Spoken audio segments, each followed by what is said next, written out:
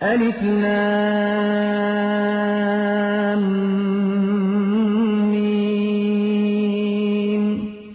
اللهم صل على محمد وعلى آل محمد كما صليت على إبراهيم وعلى آل إبراهيم إنك حميد مجيد.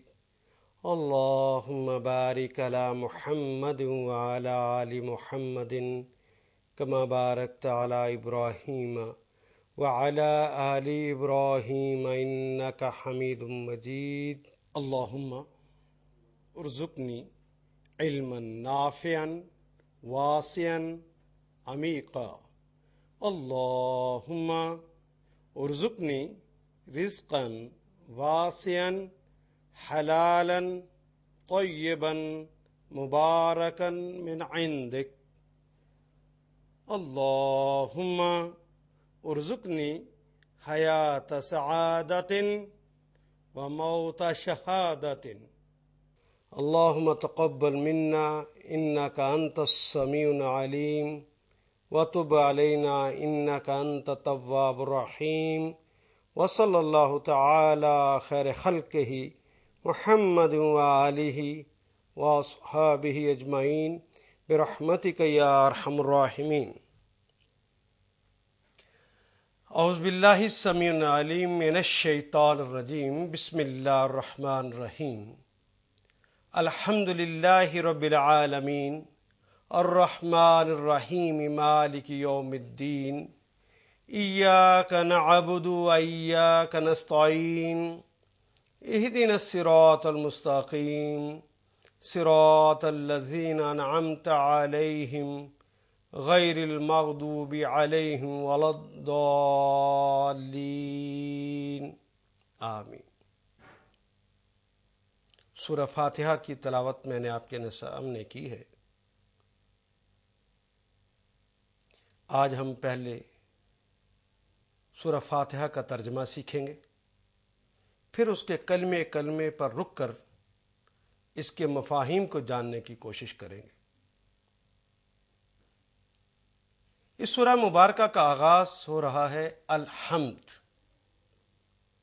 یہ کلمہ دیکھیے، الف لام جمع حمد سے مل کر بنا ہے. الف لام ایک تو ہم نے پڑھا تھا کہ یہ معرفہ بنانے کے کام آتا ہے، اور دوسرا ہم نے پڑھا ہے کہ الف لام برائے جنس ہوتا ہے. تمام انواع تمام اقسام کے اظہار کے لیے الف لام کلمے کے شروع میں لگایا جاتا ہے، جس طرح یہ حمد سے پہلے لگ گیا. اس الف لام کا مطلب ہے تمام اقسام اور تمام انواع. اور یہ کلمہ حمد کے معنی ہوتے ہیں تعریف کے. الحمد ساری کی ساری تعریفیں، تعریف کی تمام اقسام اور تعریف کی تمام انواع، یہ الحمد. مثال کے طور پہ معرض الکتاب، کتابوں کی نمائش. اگر الکتاب سے مراد لیا جائے خاص تو اس سے مراد تو قرآن حکیم ہوگا، لیکن کتابوں کی نمائش کے اندر تو ہر طرح کی کتاب پائی جاتی ہے. گویا کتاب کی تمام اقسام اور تمام انواع اس سے مراد ہے. جس طرح خلق الانسان، اللہ نے انسان کو پیدا کیا. اب کیا ایک انسان کو پیدا کیا کہ تمام انسانوں کو پیدا کیا ہے؟ مردوں کو بھی اور عورتوں کی، اس کی تمام اقسام کو بھی اور اس کی تمام انواع کو بھی پیدا کیا ہے. الف لام تو ہو گیا اقسام اور انواع کے اظہار کے لیے. اور حمد کے معنی ہوتے ہیں مدح اور تعریف. تو گویا اس کے معنی ہو گئے مدح اور تعریف کی تمام اقسام اور تمام انواع. الحمد تمام اقسام اور تمام انواع حمد کی، تعریف کی، مدح کی ساری اقسام. للہ، یہ کلمہ لام جمع اللہ سے مل کر بنا ہے. لام کلمے کے شروع میں آئے، یہ تو ہم نے پڑھا ہے دو طرح کا ہوتا ہے. ایک کو لام تعلیل کہتے ہیں اور دوسرے کو لام لازم کہتے ہیں. لام تعلیل ہو تو اس کے معنی ہوتے ہیں کے لیے، اور لام لازم ہو تو اس کے معنی ہوتے ہیں یقیناً، اور سیاق و سباق میں ہم نے دیکھنا ہوتا ہے کہ اب اس کے معنی کیا ہے۔ للہ لام یہاں پر دیکھیے کے لیے کے معنوں میں آیا ہے، اگر ہم یقیناً کے معنی یہاں کریں گے تو جملہ ہی نہیں بنے گا۔ آگے کلمہ ہے اللہ، للہ اللہ کے لیے، اس کا ترجمہ کر کے دیکھیے یقیناً تو جملہ ہی غلط ہو جائے گا۔ الحمدللہ، ساری کی ساری تعریفیں، تعریف کی تمام اقسام اور تمام انواع للہ اللہ ہی کے لیے۔ لیکن ایک اور دیکھیے، حمد کا کلمہ جو ہم نے پڑھا، حمد کے معنی ہوتے ہیں اللہ کی تعریف اردو ادب میں بھی، اور رسول اللہ صلی اللہ علیہ وسلم کی تعریف کے لیے نعت کا کلمہ استعمال ہوتا ہے۔ گویا حمد کے اندر خود معنی پائے جاتے ہیں اللہ کی تعریف، اور شروع میں بھی لفظ اللہ آ گیا ہے۔ اگر پہلے بھی کلمہ اللہ ہے اور اس کے ساتھ پھر حمد کے اندر بھی اللہ کا کلمہ موجود ہے، ہم نے پڑھا تھا کہ اگر دو اسم ساتھ ساتھ آ جائیں، چاہے وہ ہم شکل ہوں یا ہم شکل نہ ہو، لیکن ہم معنی ہوں، تو یہ ایمفسائز کرنے اور زور دینے کے لیے ہوتا ہے۔ اور اردو ادب میں ہم ہی کا اضافہ کرتے ہیں۔ ہم نے پڑھا الحمدللہ، ساری کی ساری تعریفیں اللہ کے لیے، نہیں، اب اس کا ترجمہ ہی کے ساتھ کریں گے، ساری کی ساری تعریفیں اللہ ہی کے لیے ہے، پھر اللہ کے علاوہ کسی کے لیے۔ الحمدللہ، ساری تعریفیں اللہ ہی کے لیے ہے، رب العالمین۔ یہ کلمہ پہلے دیکھیے، رب عربی زبان میں، ویسے تو اردو میں بھی استعمال ہوتا ہے کلمہ رب، ہماری زبان میں مستعمل ہوتے ہیں، اللہ کے لیے ہم رب ہی کا کلمہ استعمال کرتے ہیں، اور رب کے معنی ہوتے ہیں مالک اور آقا۔ دوسرے معنی ہے اس کے مربی اور پرورش کرنے والا۔ مربی سے مراد تربیت کرنے والا، روحانی پرورش کرنے والا، اور پرورش کرنے والے سے مراد ہم لیتے ہیں جسمانی پرورش کر۔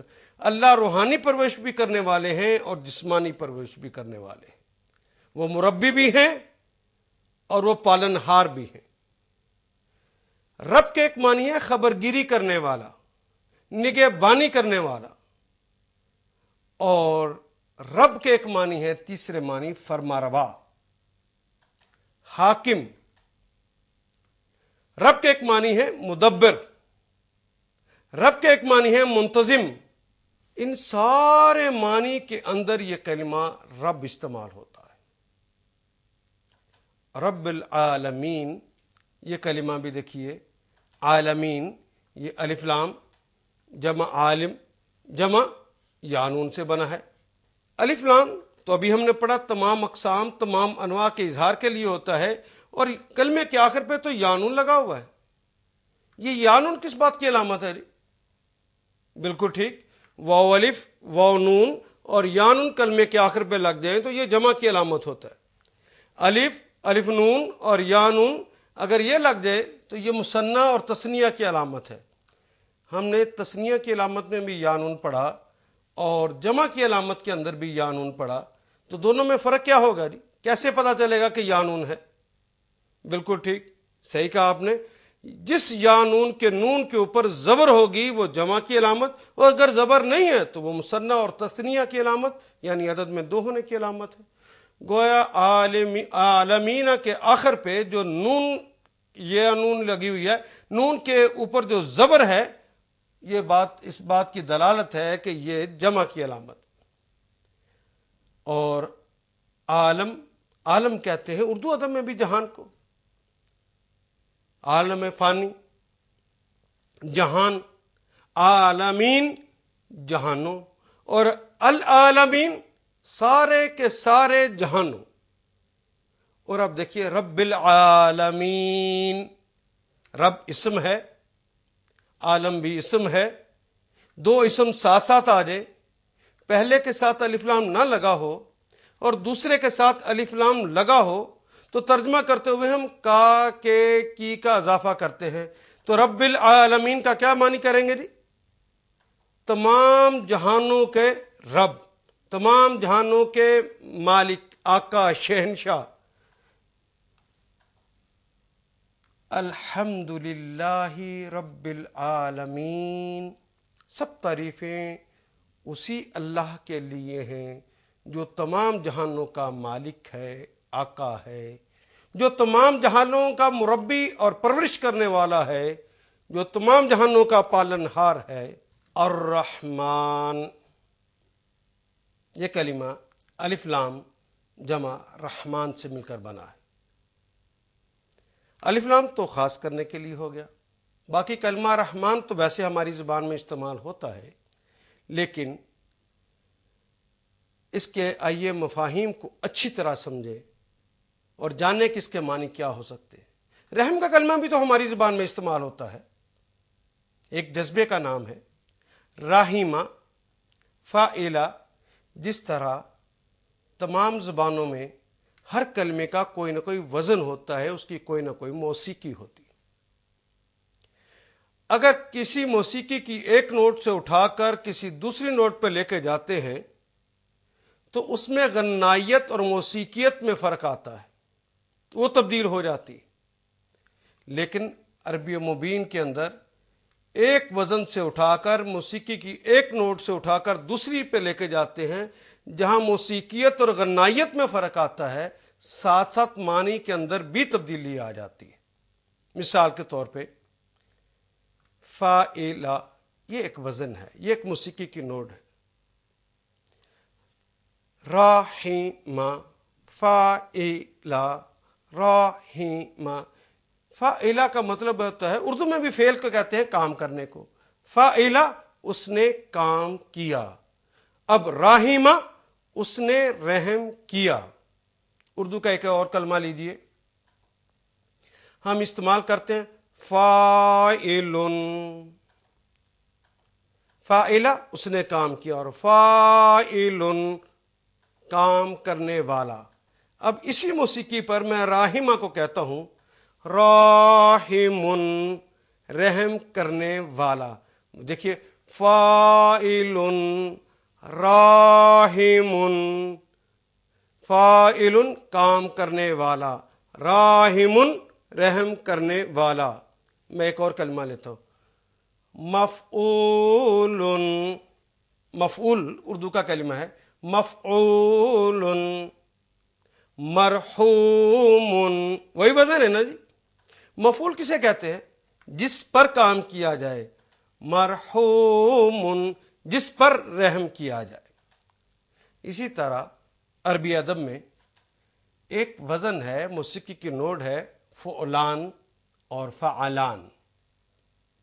یہ فعلان اور فعلان کو اگر سمجھ لیں تو ہم رحمان کے معنی کے اندر اتر سکیں گے۔ فعلان، اس کو سمجھنے کے لیے اردو ادب کے دو کلمات میں آپ کے سامنے رکھتا ہوں، آپ مجھے اس کے معنی بتائیں گے تو پھر ہم معنی اچھی طرح سمجھ لیں گے۔ مثال کے طور پر دیکھیے کلمہ فعلان، طوفان، طغیان۔ فعلان، یہ ایک ہی وزن ہے نا، ایک ہی موسیقی اور ایک ہی آواز ہے۔ طوفان کسے کہتے ہیں؟ جی ہاں، اگر ہوا تیز چل رہی ہو تو ہم کہتے ہیں ہوا تیز چل رہی ہے۔ ہوا بہت تیز چل رہی ہو تو کہتے ہیں ہوا بہت تیز چل رہی ہے۔ لیکن ہوا اتنی تیز چلے کہ جو عام اس کی حدود ہیں اس سے تیز ہو جائے اور رستے میں لگی ہوئی رکاوٹوں کو توڑنے لگ جائے تو ہم کہتے ہیں طوفان آ گیا، بورڈ گر گئے ہیں، درخت ٹوٹ گئے ہیں تو ہم کہتے ہیں طوفان آ گیا، اس نے رستے میں لگی ہوئی چیزوں کو بھی توڑ دیا۔ طغیان، طغیان، یہ بھی ہماری زبان میں استعمال ہوتا ہے۔ کن معنوں میں استعمال ہوتا ہے جی؟ ندی نالے کے اندر جو پانی بہہ رہا ہے، اگر وہ پانی بہہ رہا ہے تو ہم کہتے ہیں پانی بہہ رہا ہے۔ پانی تیز بہے تو ہم کہتے ہیں پانی تیز بہہ رہا ہے۔ بہت تیز بہے تو ہم کہتے ہیں بہت تیز بہہ رہا ہے۔ لیکن پانی اتنے جوش، قوت اور ولولے سے بہے کہ اس کے جو حدود ہیں، جو اس کے ساحل ہیں، جو اس کے کنارے ہیں، ان سے اچھل اچھل کر باہر آ جائے، اور صرف باہر ہی نہ آ جائے، اتنا بفرے ہوئے انداز میں باہر نکلے کہ آگے جو بند باندھے گئے ہیں ان بندوں کو بھی توڑ دے، وہ رکاوٹوں کو بھی توڑ دے، تو ہم کہتے ہیں طوفان آ گیا، طغیانی آ گئی۔ ایک اور وزن لیتے ہیں فعلان، ایک ہی معنی ہے، تھوڑا سا فرق ہے اس لیے میں الگ الگ بتا رہا ہوں۔ فا کے اوپر زبر ہے، فعلان،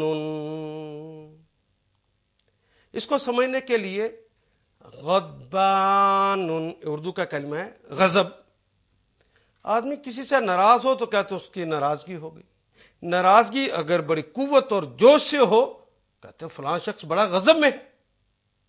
لیکن جوش، قوت اور ولولہ اس حد تک بڑھ جائے کہ عام حدود کو توڑ دے، آدمی گالم گلوچ پر اتر آئے بلکہ مار پیٹ پر اتر آئے، تو کہتے ہیں فلاں شخص بڑا غضبان ہے۔ گویا جوش، قوت اور ولولے سے کسی چیز کا آنا، حدوں سے نکل کر آنا اور راستے کی رکاوٹوں کو توڑ کر آیا ہے۔ اگر ایسا غضب ہے تو ایسے شخص کے لیے کہتے ہیں فلاں شخص بڑا غضبان ہے۔ ایک اور کلمہ لیجئے فیضان۔ فیضان کا کلمہ بھی اردو میں بڑا ہی استعمال ہوتا ہے۔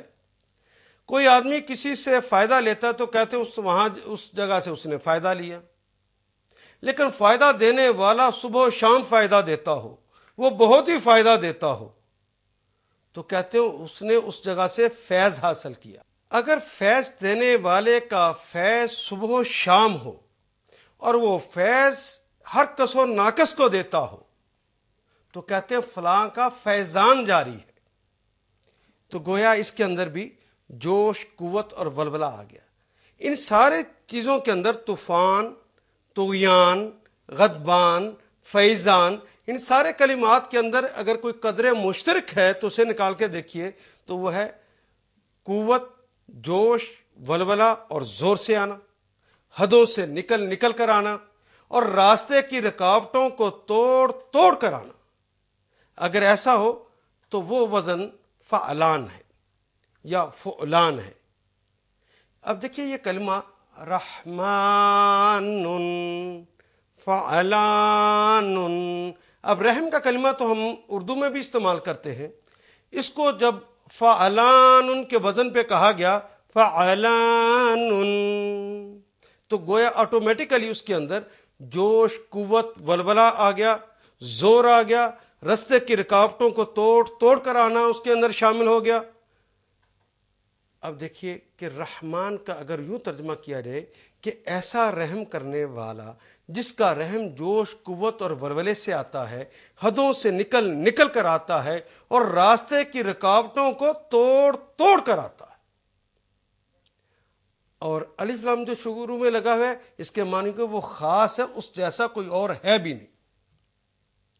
الحمدللہ، ساری تعریفیں اللہ ہی کے لیے ہیں، رب العالمین، جو کہ مالک ہے، شہنشاہ ہے، فرما روا ہے سارے جہانوں کا۔ اور رحمان، اس کی تعریف یہ ہے کہ اس کا رحم جوش، قوت اور ولولے سے آتا ہے، اس کا رحم حدوں سے نکل کر آتا ہے، اس کا رحم رستے کی رکاوٹوں کو توڑ کر آتا ہے۔ یہ رحمان کا کلمہ جو آپ نے پڑھا ہے اس میں فعلان کا وزن بھی پڑھا اور فعلان کا۔ بنیادی معنی تو ایک ہے لیکن ایک بڑا باریک سا اس میں ڈفرنس ہے، وہ بھی دیکھ لیجئے۔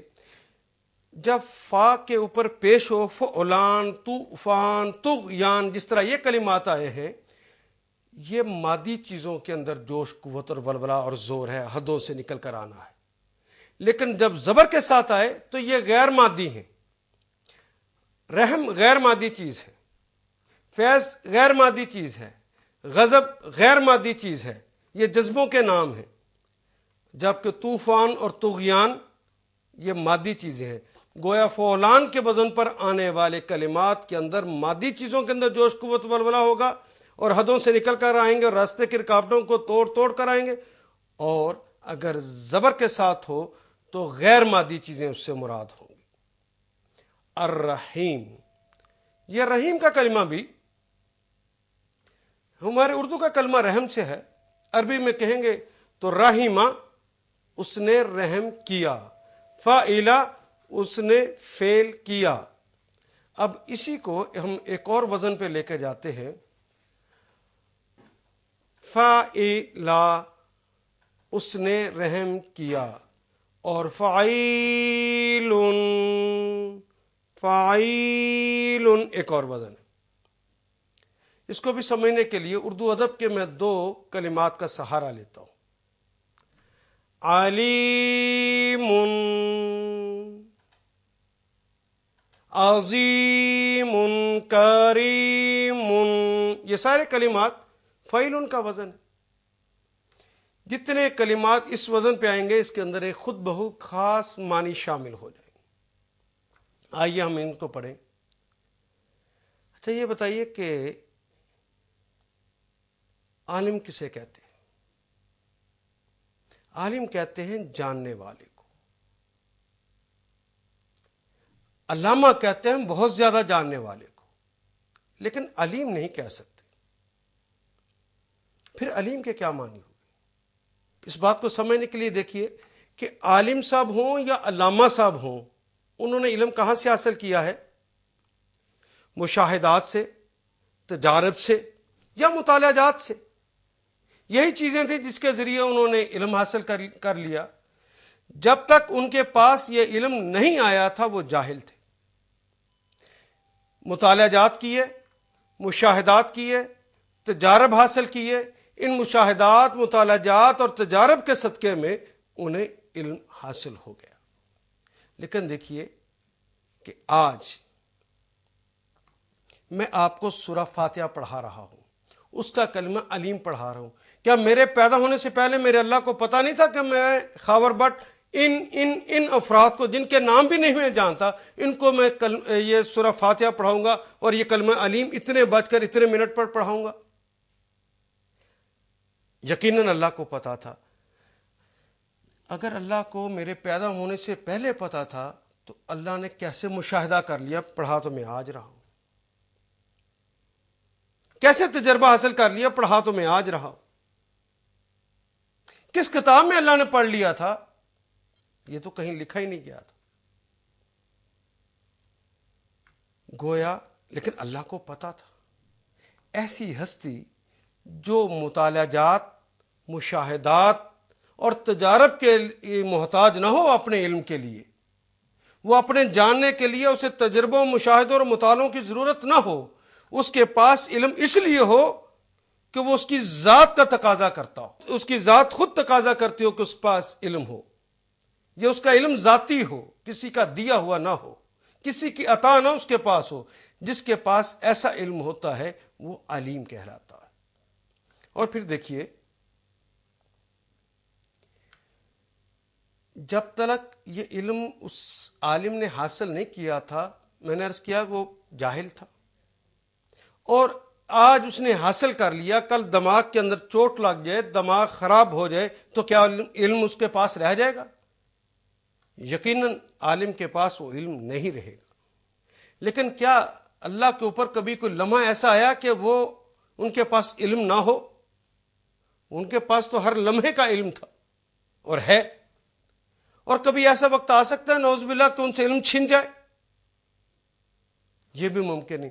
گویا جس کا علم ازل سے ابد ہو وہ علیم ہوتا ہے، اور وہ جس کا علم اس کی ذات کی وجہ سے ہو، کسی اور کی وجہ سے نہ ہو، وہ علیم ہوتا ہے۔ ایک اور کلمہ لیجئے، عظیم فاعل۔ دیکھیے یہ عظیم کا کلمہ بھی فاعل کے وزن پہ نہیں آ رہا، بالکل وہی آواز، علیم، عظیم، وہی آواز ہے۔ عظیم کسے کہتے ہیں؟ ہر شخص کی زندگی عبارت ہے عروج اور زوال سے۔ کبھی کچھ اسباب ہوتے ہیں جن کی وجہ سے اسے عروج مل جاتا ہے، اور کچھ اسباب ہوتے ہیں جن کی وجہ سے انہیں زوال ہو جاتا ہے۔ اللہ جل شانہ پہ نعوذ باللہ کبھی زوال رہا ہے یا ہو سکتا ہے؟ وہ تو ازل سے عظیم ہیں، ابد عظیم ہیں، ان کی عظمتیں تو ہمیشہ ہمیشہ کے لیے۔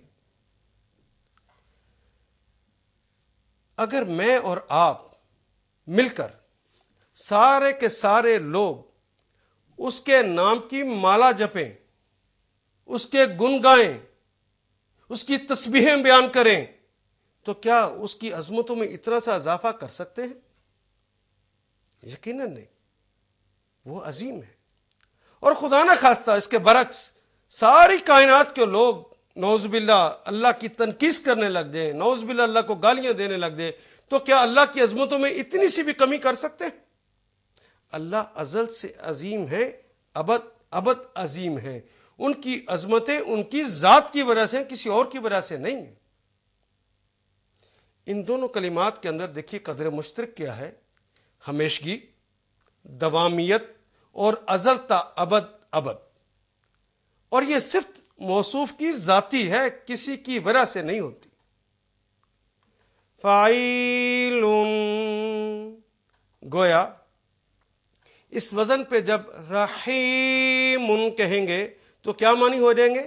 ایسا رحم کرنے والا جس کا رحم ازل سے ابد ابد ہو، اور جس کا رحم اس کی ذات کی وجہ سے ہو، کسی اور کی وجہ سے نہ ہو۔ بسم اللہ الرحمن الرحیم کے اندر بھی آپ نے اس کے معنی کو پڑھا تھا، آج میں نے دوبارہ آپ کو اس کے معنی بتائے ہیں۔ فعلان کا وزن بھی، فعلان کا وزن بھی، اور فاعلون کا وزن بھی، یہ بھی آپ نے آج جان لیا۔ گویا الحمدللہ رب العالمین، سب تعریفیں اللہ ہی کے لیے ہیں، سب تعریفیں اللہ ہی کے لیے۔ کون اللہ؟ رب العالمین، جو تمام جہانوں کا رب ہے۔ اور پھر دو تعریفیں اور کی گئیں، الرحمن الرحیم، وہ اللہ، سب تعریفوں کا مستحق وہ اللہ ہے جس کا رحم جوش، قوت اور ولولے سے آتا ہے، حدوں سے نکل نکل کر آتا ہے، اور راستے کی رکاوٹوں کو توڑ توڑ کر آتا ہے، اور جس کا رحم ازل سے ابد ابد ہے، اور جس کا رحم ہمیشہ ہمیشہ کے لیے ہے وہ، اور یہ رحم بھی اس کی ذات کی وجہ سے ہے، کسی اور کی وجہ سے نہیں۔ الحمدللہ رب العالمین الرحمن الرحیم مالک یوم الدین۔ یہ مالک کا کلمہ بھی اردو میں ہم استعمال کرتے ہیں، روزمرہ کی زبان میں استعمال ہوتا ہے۔ مالک، جو تصرف کا حق رکھتا ہے اسے مالک کہتے ہیں۔ یوم کا کلمہ بھی اردو میں استعمال کرتے ہیں، دن کے معنوں میں۔ یوم الدین، یوم کے معنی کیا ہیں جی؟ دن کے، اور دین یہ کلمہ ہماری زبان میں جو استعمال ہوتا ہے دین، اس کے معنی ہے ضابطہ حیات۔ یہ کلمہ ہماری زبان میں استعمال نہیں ہوتا۔ یہاں دین کے معنی ہے بدلہ، معاوضہ، صلہ، اجر، ان سب معنی کے اندر یہ کلمہ دین استعمال ہوتا ہے۔ اب دیکھیے، یوم اس کے ساتھ الف لام نہیں لگا ہوا، اور دین کے ساتھ الف لام لگا ہوا ہے۔ گویا یوم اس میں نکرہ ہے اور دین اس میں معرفہ ہے۔ پہلا کلمہ نکرہ ہو، پہلا اسم نکرہ ہو، دوسرا اسم معرفہ ہو، تو ہم نے پڑھا تھا کہ اس کے لیے درمیان میں کا، کے، کی کا اضافہ کر دیتے ہیں۔ مالک یوم الدین، گویا ہم نے کہا ہے کہ وہ بدلے کے دن کا مالک ہے، جزا کے دن کا مالک ہے، معاوضے کے دن کا مالک ہے۔ مالک یوم الدین، جو مالک ہے بدلے کے دن کا، جو مالک ہے روز جزا کا۔ اگلی تعریف ہم نے یہ کی، وہ بدلے کے دن کا مالک ہے، اس لیے ساری تعریفیں اسی کے لیے۔ ایاک نعبد و ایاک نستعین، یہ کلمہ ایا، یہ ایا کے ساتھ کاف لگ گیا۔ یہ کلمہ ایا جو ہے، اس کے معنی ہوتے ہیں، اسے عربی میں ادات حصر کہتے ہیں، ان بریکٹ کر لیتا ہے جو اپنے ساتھ آیا ہوا کلمہ ہے اس کو۔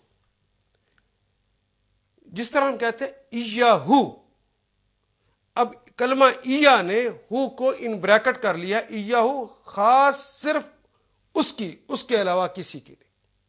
لا تعبدوا الا ایاہو، تم کسی کی عبادت نہ کرو سوائے اس کے۔ ایا کے ساتھ یا آ گیا، یا متکلم کی علامت ہے۔ یا خاص میرے علاوہ پھر کسی کی نہیں۔ جس طرح قرآن حکیم میں آتا ہے فَإِيَّايَ فَارْحَبُونَ، بس مجھے سے ڈرو، پھر میرے علاوہ کسی سے نہ ڈرو۔ یہ کلمہ اِیّا اپنے ساتھ جو بھی چیز آ جائے گی اس کو ان بریکٹ کر لے گا، جس طرح یہاں پہ ہے ایاکا، خاص آپ کی، پھر آپ کے علاوہ کسی کے نہیں۔ نعبدو، یہ کلمہ نون جمع عبادہ سے بنا، عبادہ اس نے عبادت کی۔ ہماری زبان کا کلمہ عبد، غلام کو کہتے ہیں، عبادہ اس نے عبادت کی۔ یا ساتھ لگا دیں، یعبدو وہ عبادت کرتا ہے یا کرے گا، مضارع کی علامت لگائی ہم نے۔ تعبدو تم عبادت کرتے ہو یا کرو گے، عبدو میں عبادت کرتا ہوں یا کروں گا، لیکن نون لگ گیا، نعبدو ہم عبادت کرتے ہیں یا کریں گے۔ ایاک نعبدو، اے اللہ ہم صرف آپ کی عبادت کرتے ہیں، آپ کے علاوہ پھر کسی کی عبادت نہیں کرتے۔ آپ کی عبادت کرتے ہیں، آپ کی اطاعت کرتے ہیں، آپ کی بندگی کرتے ہیں، آپ کی غلامی کرتے ہیں، آپ کی غلامی کے علاوہ ہم کسی کے غلام نہیں۔ یعبدو وہ عبادت کرتا ہے یا کرے گا، اور تا شروع میں لگ دے تو ہم نے پڑھا تھا نا مخاطب کی علامت ہوتا ہے، تعبدو تم عبادت کرتے ہو یا کرو گے، اور الف شروع میں لگ دے عابدو میں عبادت کرتا ہوں یا کروں گا، اور نعبدو ہم عبادت کرتے ہیں یا کریں گے۔ اچھا جی، اگر جس طرح یہ کلمہ ہم نے پڑھا ہے، یعبدو وہ عبادت کرتا ہے یا کرے گا، یعبدو اس کے ساتھ الف اور نون کا اضافہ کر دیں تو کیا بن جائے گا؟ یہ کس بات کی علامت ہے؟ ہم نے پڑھا تھا الف، الف نون اور یا نون، یہ کس بات کی علامتیں ہوتی ہیں؟ مثنیٰ کی۔ الف، الف نون اور یا نون یہ مثنیٰ کی علامتیں، عدد میں 2 ہونے کی۔ الف نون لگا دیا، یعبدانی وہ دونوں عبادت کرتے ہیں یا کریں گے۔ اگر واو نون ساتھ لگا دیں تو جمع کی علامت ہے، کیونکہ واو الف، واو نون اور یا نون یہ جمع کی علامت ہے۔ یعبدون وہ سب عبادت کرتے ہیں یا کریں گے۔ اسی طرح تعبدو تم عبادت کرتے ہو یا کرو گے، الف نون کا اضافہ کر دیں، تعبدانی تم دونوں عبادت کرتے ہو یا کرو گے۔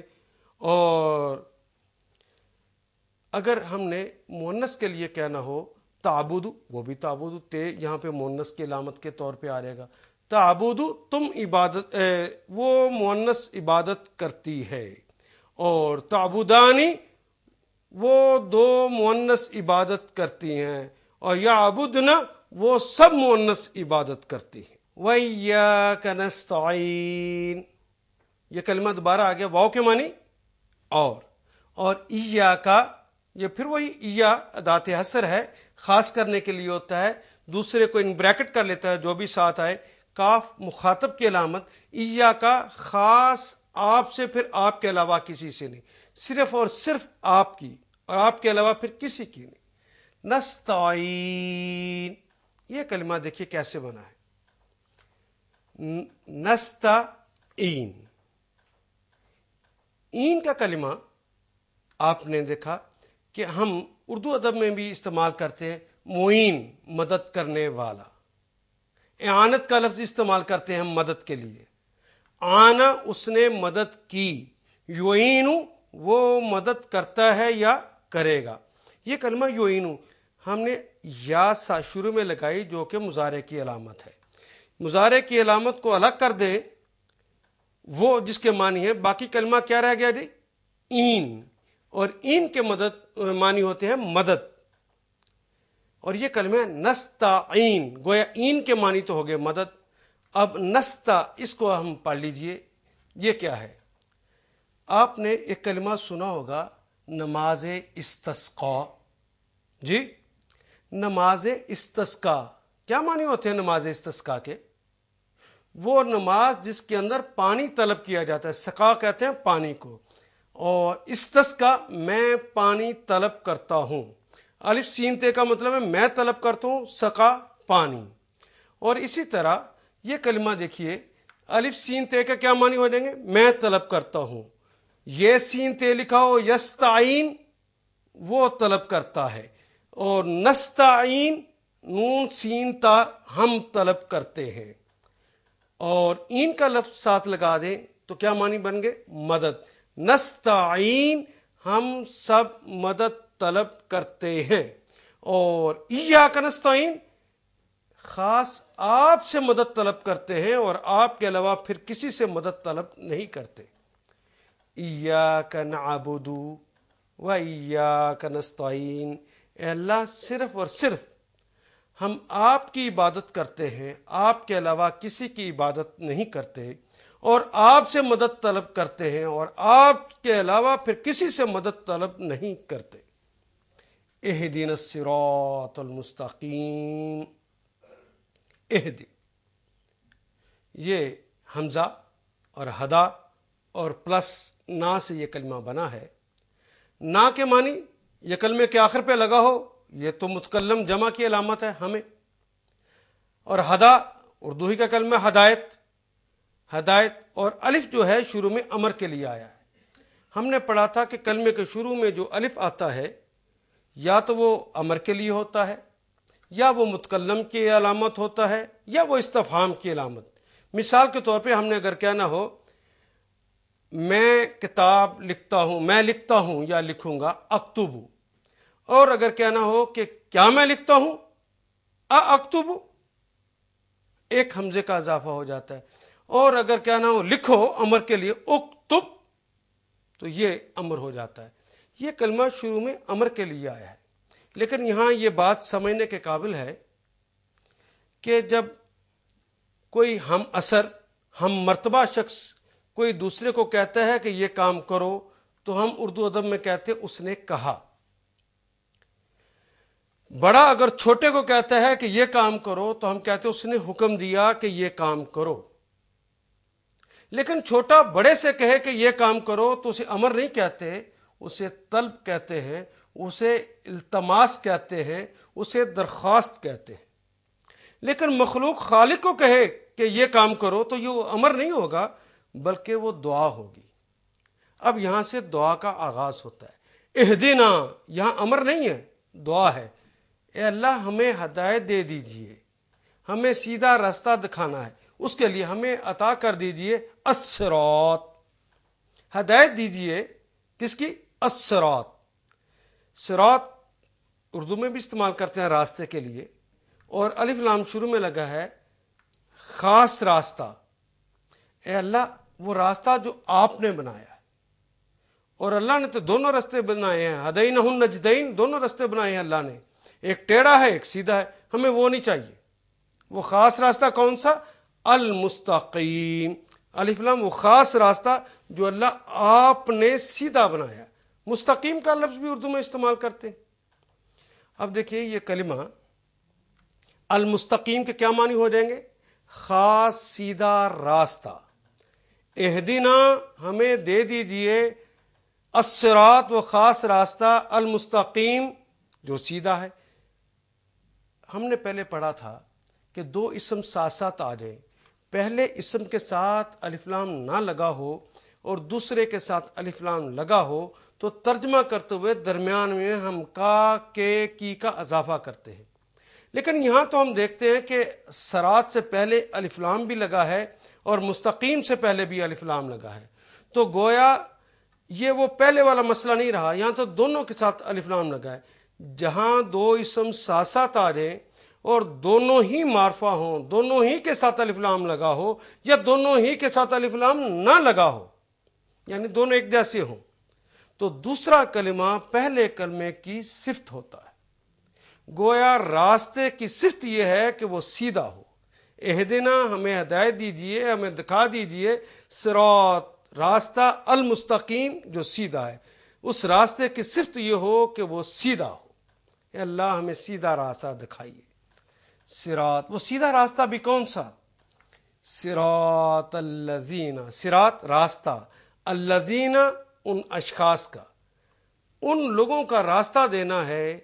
انعمتا یہ کلمہ انعمتا، انعما जमा ता, इस तरह बना है।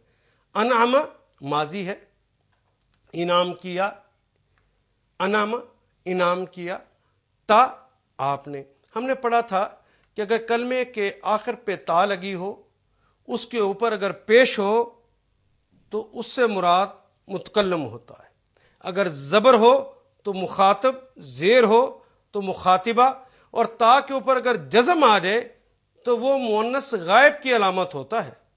अनामा उस एक शख्स ने इनाम किया, और अगर होता अनआमत तो उस एक मुअन्नस ने इनाम किया। अगर होता अनअमतु तो मैंने इनाम किया, अनअमता तो तूने इनाम किया, यानी तू एक मुज़क्कर ने इनाम किया। अगर होता अनअमती तो तू एक मुअन्नस ने इनाम किया। अनआमा क्या तर्जुमा करेंगे जी? उस एक मुज़क्कर ने इनाम किया। और अनअमता क्या तर्जुमा करेंगे, मेरे साथ बताइए। ता के ऊपर ज़बर आ गई है, क्या तर्जुमा करेंगे? तू एक मुज़क्कर ने इनाम किया, यानी आपने इनाम फरमाया। और अगर ता के ऊपर पेश आ जाए अनअमतु, मैंने इनाम किया। अनअमती, ता के नीचे अब ज़ेर है, अनअमती तू एक मुअन्नस ने इनाम किया। और अगर हो अनअमना, हमने इनाम किया। लेकिन यहां पे है अनअमता, आपने इनाम फरमाया। अनअमता अलैहिम, आपने इनाम फरमाया। अला का मतलब पर, और हुम का मतलब उन सब पर। अला भी हमारी ज़बान में इस्तेमाल होता है। हम जिस तरह उर्दू में कहते हैं नहीं, अला हाज़िल कयास, अलल तरतीब, तरतीब पर, हम ये जुमला इस्तेमाल करते हैं। बयान ही यहाँ पर भी अला का मतलब पर और हुम का मतलब उन सब पर। अनअमता, आपने इनाम फरमाया, अलैहिम, उन सब पर। अब अरबों ने अला और हुम को इकट्ठा लिखना चाहा, कैसे लिखेंगे? ये उनके लिए मुश्किल होगी। किस जगह से मिलाएंगे? तो उन्होंने कहा कि ये जो अला के नीचे छोटी ये बनी हुई है, इसको काट के इसकी जगह पर 2 नुक्ते लगा देते हैं। जब 2 नुक्ते लगाए तो ये प्रोनाउंसिएशन हो गया अलैहिम, उन सब पर। अनअमता अलैहिम, आपने इनाम फरमाया उन सब पर। अनअमता अलैहिम। गैरिल मग़दूबी, गैर का लफ्ज़ भी उर्दू में इस्तेमाल करते हैं सवाए के। सिरातल्लज़ीना अनअमता अलैहिम, उन लोगों का रास्ता दीजिए जिन पर आपने इनाम फरमाया। अब उनके सिवा कहा जा रहा है, गैर सिवाय उनके। अल मग़दूबी, अलिफ लाम तो ख़ास करने के लिए हो गया। बाकी उर्दू का लफ्ज़ मग़दूब, गज़ब का लफ्ज़ भी उर्दू में इस्तेमाल करते हैं। अब देखिए, हमने ग़ादाबा, उसने नाराज़गी का इजहार किया। ग़ादाबा, वो गुस्से में आया। ये और गुस्सा ज़्यादा हो तो तब गज़ब कहते हैं ना, ग़ज़ब। लेकिन अगर ग़ज़ब फ़अला मफ़ऊल के वज़न पे कहेंगे तो क्या बनेगा? मफ़ऊलुन, मग़दूबुन, मग़दूब, मफ़ऊल, वही वज़न है जी, जिस पर काम किया गया। ग़ज़बा, उसने गज़ब किया। मग़दूबुन, मफ़ऊलुन, जिस पर गज़ब किया गया। गैरिल मग़दूबी, अलिफ लाम, वो सारे के सारे, वो खास सारे के सारे लोग जिन पर आपने गज़ब फरमाया है। मग़दूब, वो जो मग़ज़ूब हुए हैं उन पे नहीं। अब देखिए ये कलिमा मग़दूब अलैहिम, अला का मतलब पर और हुम उन सब पर। लेकिन या की वजह से इसको प्रोनाउंस करेंगे अलैहिम ज़ेर के साथ, ताकि अलैहिम, या के बाद ज़ेर ही आएगी। अलैहिम, उन सब पर। गैरिल मग़दूबी अलैहिम, उन लोगों के रास्ते पर ना चलाइए, वो रास्ता ना दीजिए जिन पर आपने गज़ब फरमाया। वलद्दाल्लीन, वाव के मानी और ला भी हमारी ज़बान में इस्तेमाल होता है, नहीं के लिए भी आता है और अरबी ज़बान में मना करने के लिए भी आता है। और आगे कलमे अद्दाल्लीन, الف لام تو سارے کے سارے کے لیے آ گیا، وہ سارے خاص جن کے لیے آپ نے وہ گمراہ جو ہو گئے ہیں۔ یا نون جمع کی علامت ہے کیونکہ اس کے اوپر زبر لگی ہوئی ہے، اور دال کہتے ہیں گمراہ کو، مدل کہتے ہیں، دال اور مدل یہ کلمات استعمال کرتے ہیں۔ وَلَضَّالِّينَ وہ لوگ جو گمراہ ہوئے، گمراہ کہتے ہیں جس نے راہ کھوٹی کر دی ہو، جس نے اپنا راستہ گم کر دیا ہو۔ وَلَضَّالِّينَ نہ ان کا راہ دکھائیے جن لوگوں پر کو جو لوگ گمراہ ہو گئے۔ وَلَضَّالِّينَ ہم کہتے ہیں اس پہ آمین۔ الحمدللہ رب العالمین، سب تعریفیں اللہ ہی کے لیے ہیں جو تمام جہانوں کا پالنے والا ہے۔ الرحمن الرحیم جو رحمان اور رحیم ہے۔ ہماری زبان عاجز ہے، وہ پورے معنی نہیں رکھ سکتی، لیکن اگر آپ نے یوں پڑھا ہوگا کہ وہ فعلان کا وزن بھی ہے اور فاعلون کا وزن بھی ہے تو پھر وہ معنی آپ کے دماغ میں موجود ہوں گے۔ ہماری زبان عاجز ہے، اس سارے معنی کے لیے تو اسے پیرے لکھنے پڑتے پورا معنی بتانے کے لیے، تو پھر ہم استعمال کرتے ہیں وہ رحمان اور رحیم ہے۔ مالک یوم الدین جو بدلے کے دن کا مالک ہے، جو روز جزا کا مالک ہے۔ ایاک نعبد ہم صرف آپ کی عبادت کرتے ہیں، آپ کے علاوہ پھر کسی کی عبادت نہیں کرتے۔ وَإِيَّاكَ نَسْتَعِينُ پھر ہم یہ اقرار بھی کرتے ہیں صرف آپ سے مدد طلب کرتے ہیں، آپ کے علاوہ کسی سے مدد طلب نہیں کرتے۔ اهدنا الصراط المستقیم ہمیں سیدھا راستہ دکھائیے۔ صراط الذین انعمت علیہم اے اللہ ان لوگوں کا راستہ دکھائیے جن پر آپ نے انعام فرمایا ہے۔ غیر المغضوب علیہم ولا الضالین جو معطوب نہیں ہوئے اور جو جن کا راستہ کھوٹا نہیں ہوا، جو الٹے راستے پہ نہیں چلے، جنہوں نے اپنی راہ کو نہیں کھویا، اے اللہ ان کے راستے پہ چلانا۔ آمین، اے اللہ ایسا ہی ہو۔ بس شکریہ عارف۔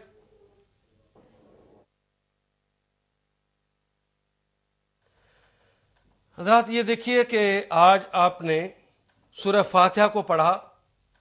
سورہ فاتحہ میں حمد کا کلمہ بھی ہماری زبان میں استعمال ہوتا ہے، اللہ کا کلمہ بھی استعمال ہوتا ہے، رب کا کلمہ بھی، عالم کا کلمہ بھی، رحمان کا کلمہ بھی، رحیم بھی، مالک بھی، یوم بھی، اور نعبد عبادت بھی، استعانت بھی، اور ہدایت بھی، صراط بھی، مستقیم بھی، پھر صراط آ گیا ہے۔ اعلیٰ کا کلمہ بھی استعمال ہوتا ہے، غیر کا کلمہ بھی استعمال ہوتا ہے، مغضوب کا کلمہ بھی استعمال ہوتا ہے، پھر علیہم کے اندر اعلیٰ ہماری زبان میں استعمال ہوتا ہے، وہ بھی، لا بھی اور دال بھی، یہ سارے کلمات تو ہماری زبان میں استعمال ہوتے ہیں۔ دیکھیے سب پر دائرے لگ گئے، ایک ایک دیکھیے۔ باقی کیا رہ گیا ہے؟ ایا کا دین، اور ایا کا کلمہ تو بار بار آنے والا ہے، 1.5 میں سے ہے، اور ویسے صرف ایک کلمہ رہ گیا دین، ورنہ ایا کا ہو یا الذین یہ تو 1.5 میں سے، اب تک تو اس کے معنی آپ کو یاد ہو چکے، اس کو تو یاد کرنے کی ضرورت نہیں ہے۔ ایک کلمہ صرف دین ایسا آیا ہے جب سے ہم نے پڑھنا شروع کیا یہ سورہ فاتحہ کو۔ پوری سورہ فاتحہ میں ایک کلمہ جس کے لیے استاد یا ڈکشنری کی ضرورت پڑتی ہے، خدا لگتی کہیے اس سے زیادہ آسان کوئی کتاب ہو سکتی ہے؟ آپ اردو بھی پڑھیں تو اس کے اندر مشکل کلمات اس سے زائد آئیں گے۔ کس قدر سچ فرمایا ہے میرے اللہ نے، وَلَقَدْ يَسَّرْنَا الْقُرْآنَ لِلذِّكْرِ هَلْ مِن مُدَّكِرٍ اس ذکر کے لیے، اس نصیحت کے لیے اسے ہم نے آسان کر دیا ہے کوئی نصیحت حاصل کرنے والا؟ لوگوں یہ بہانہ نہیں اب چلے گا کہ قرآن حکیم مشکل ہے، یہ تو بہت آسان ہے، آپ کے سامنے دائرے لگے ہوئے۔ آئیے اللہ سے دعا کرتے ہیں اسے ہمارے لیے اور آسان فرما دے۔ وآخر دعوانا الحمدللہ رب